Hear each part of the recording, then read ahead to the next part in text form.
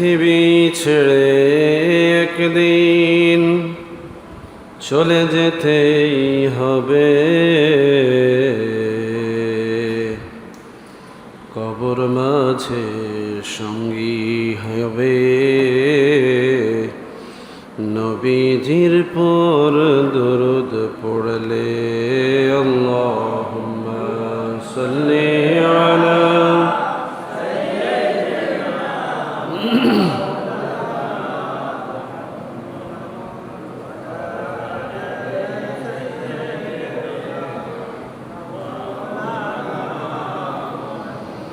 لا إله إلا الله لا إله إلا الله لا إله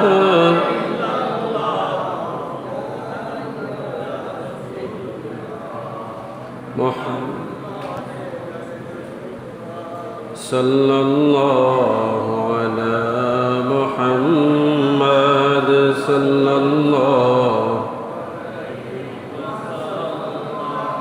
صلى الله على محمد صلى الله بلغ العلا بكماله كشف الدجى بجماله حسنت جميع خصاله صلوا عليه وآله سلموا يا كامل مصطفى ما جاء إلا رحمة للعالمين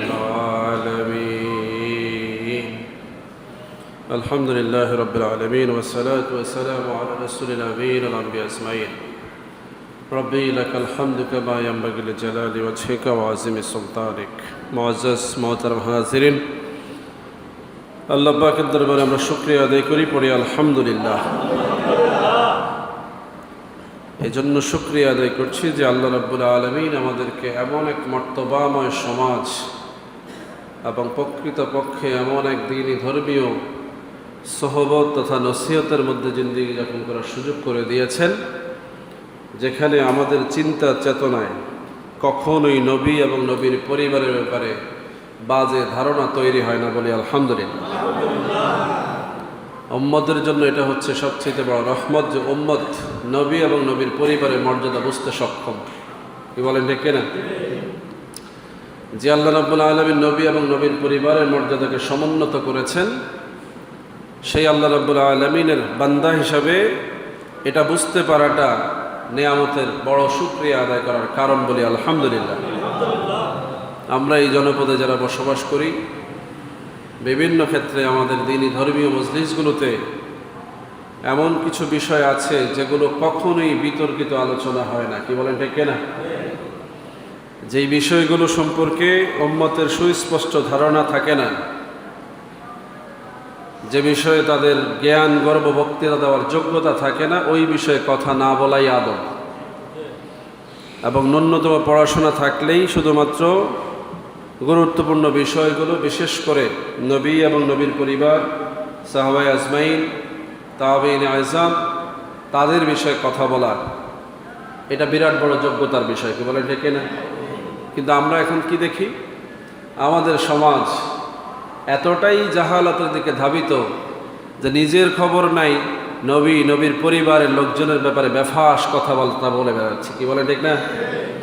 আমার আজকের খুতবার বিষয় হচ্ছে চারিত্রিক সভ্যতার সংক্ষিপ্ত বিবরণ। এই খুতবাগুলো আমি আগেও দিয়েছি, এই কথাগুলো সমাজে আগেও আমরা আলোচনা করেছি। আল্লাহ রাব্বুল আলামিন চরিত্রের দাম দিয়েছেন। কিসের দাম দিয়েছেন? চরিত্র, আহসানুল খুলুক। এই চরিত্রের মর্যাদাকে রাসূলুল্লাহ সাল্লাল্লাহু আলাইহি ওয়াসাল্লাম বলছেন